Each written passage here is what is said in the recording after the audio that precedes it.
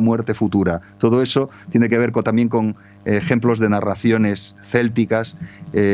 Todo esto, ¿qué nos puede plantear? Pues probablemente lo que ocurrió con Roma, que convirtió a esos dioses de la guerra relacionados con el agua termal en dioses específicamente concretos del agua, sin más. El agua y no la guerra asociada a ese ritual. Pues probablemente tengamos algo de eso. Y no les he hablado de lo que ocurre después, que es la cristianización de algunos de estos lugares. Hemos visto a los romanos que hacen medicina y que se quitan los dioses, pero lo que tenemos también es en cierto momento como la transformación de estas divinidades de la curación en santos o santas, pues Santa Mariña, por ejemplo, en santas que ofrecen una curación también en esos mismos lugares. Y sobre los lugares termales, la construcción de iglesias cristianas.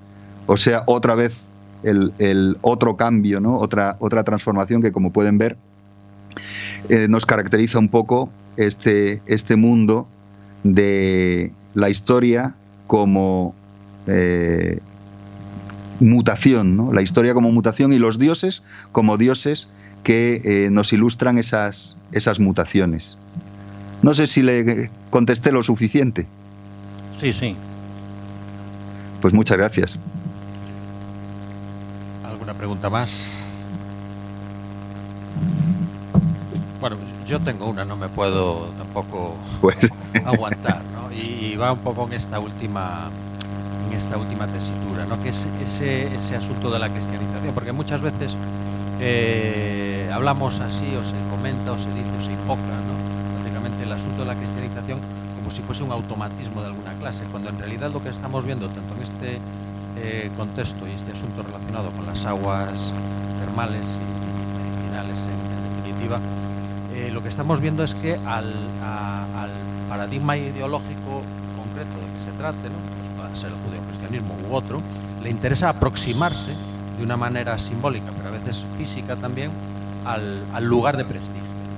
Y eso yo creo que lo hemos visto en la exposición, porque si lo que se produce es una abstracción de las divinidades, ¿no? Para de alguna manera desposeerlas, ¿no? De aquello que les proporciona su fuente de energía, en este caso ese termalismo, esas aguas sacras, pues lo que se está produciendo también es una apropiación del discurso para manipularlo, para transformarlo en otra cosa, ¿no? Interesa aproximarse al lugar de prestigio, y a eso muchas veces le llamamos cristianización, pero en realidad lo que está evidenciando es el poderío inicial del lugar en sí mismo y por lo tanto la sofisticación y complejidad de esas sociedades, en este caso prerromanas, ¿no? Ese es un asunto que me interesa mucho. Sí, sí, y además es que es muy interesante, pero también hay una resignificación, porque el agua no es cualquier cosa en el cristianismo. El agua tiene el poder de la transformación. El agua bautismal tiene el poder de la transformación. Entonces hay una resignificación de los espacios que hacen que sea bastante curioso que algunas ermitas y algunas iglesias se localizasen no solo en estos espacios que son evidentes, que tienen una enorme fuerza, sino en antiguas termas. Termas que no eran, no tenían aguas especialmente importantes ni con poderes especiales. Se usaban para la higiene característica del mundo termal romano. Y nos encontramos que en no pocos casos, además es que no son pocos casos, sobre las termas se construyen las iglesias. Y claro, tiene que ver con el poder del agua. Es de lo que hemos hablado solo un momentito, ¿no? Pero lo que tenemos aquí son inclusión de los elementos, de la fuerza de los elementos, como es el agua, como es la tierra. Claro, la fuerza principal del agua, pero detrás está evidentemente la fuerza de lo telúrico y los valores que se dan a unos elementos y a otros elementos. Dense cuenta que es agua, es tierra, más agua, más fuego. Es la unión de esos tres principios, que en algunos casos los constructores romanos decían que lo mismo que en las termas tenías que hacer unas una especie como de, bueno, para calentar el agua con una especie de alambiques, pues decía, la tierra como si fueran alambiques, por dentro tiene esas características que parecen los alambiques a veces se le llamaba el nombre dracones, parece que son dracones, y finalmente nos encontramos detrás la fuerza telúrica simbolizada en el dragón, en el Draco, que es un dios de los que aparecen en las aguas termales en el norte de África.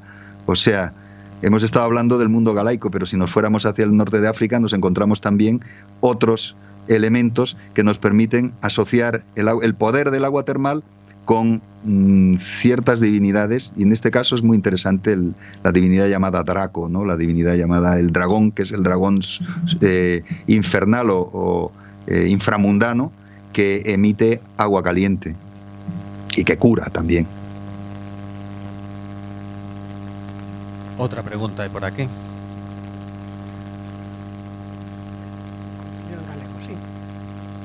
Sí, claro.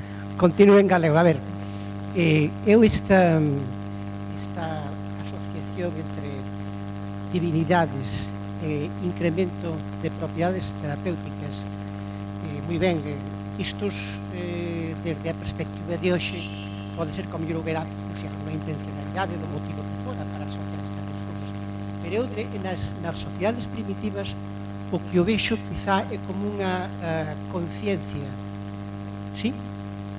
Como un saber, como unha especie de sabiduría popular donde eles tiñan plenamente coñecemento da influencia que tiña a mente sobre o corpo, máis que nada. Eu penso que é así, porque logo, é dicir, se iso non fora así, como podrían asociar entidades, o sea, crear as sociedades primitivas divinidades, por decirlo de alguna maneira, porque son as divinidades son creación dos humanos, de alguna maneira. Sí, totalmente. Por lo tanto, como podían crear divinidades como entidades que incrementaran, digamos, ese carácter terapéutico das augas? Eu, para min, entendo que nesas sociedades primitivas o que puide acontecer é que eles sabían máis, por exemplo, do poder da mente sobre as cousas do que nós nos imaginamos, o mellor porque tiñan unha concepción da vida, da existencia moito máis integral que temos hoxe, que a temos máis dividida. Penso eu. Qual sería a súa opinión? Sí. Con lo último que ha dicho lo entiendo mucho mejor, porque lo más probable es que tuviesen una idea mucho más integrada, y esa idea integrada probablemente lo que planteaba no es una diferenciación entre cuerpo y mente, o cuerpo y como quieran llamar, ¿no? Sino una integración de todo ello. Por eso la curación era una curación del cuerpo, pero era una curación completa. Cuando hablan de salute recuperata, por ejemplo, está hablando de la salud del cuerpo, pero está también hablando de la salud total. Por tanto, es muy probable que no hiciesen una diferencia entre lo corpóreo, lo que podríamos llamar cuerpo, es decir, que no tuviesen unos modelos dualistas como son los modelos a lo mejor que sí que tienen los romanos, en que estiman que hay una ánima o una parte extracorpórea, digamos. Quizá, pero claro, no, todo esto no lo sabemos bien, y para detectar el mundo galaico anterior a Roma resulta muy muy difícil, porque lo estamos detectando, como veíamos antes, por medio de las palabras en latín. Es decir, que han dado un cambio, que es dejar de hablar su lengua para hablar otra lengua. Y esa otra lengua es la que nos permite entenderlo, porque si hablasen la lengua que ellos utilizaban, que muy probablemente lo sabemos por el caso de los galos, tenían cuidado de emplearla, de escribirla para temas que tenían que ver con la religión, pues nuestros datos serían mínimos. ¿Qué es lo que nos ocurre cuando se hacen las excavaciones en balnearios que son directamente indígenas, que son anteriores a los romanos, y no encontramos, en las Galias se hace, ¿no? y hay unos cuantos, ¿no? No encontramos referentes para entender qué quieren decir los rituales cuando lanzaban al agua trozos de metal, por ejemplo, o pequeñas estatuas o cosas así. ¿Qué querían decir? Querían decir lo mismo que cuando usan un instrumento epigráfico. Cuando usan el instrumento epigráfico sabemos lo que quieren decir, cuando lo otro no lo sabemos. En el caso, por ejemplo, en Britania hay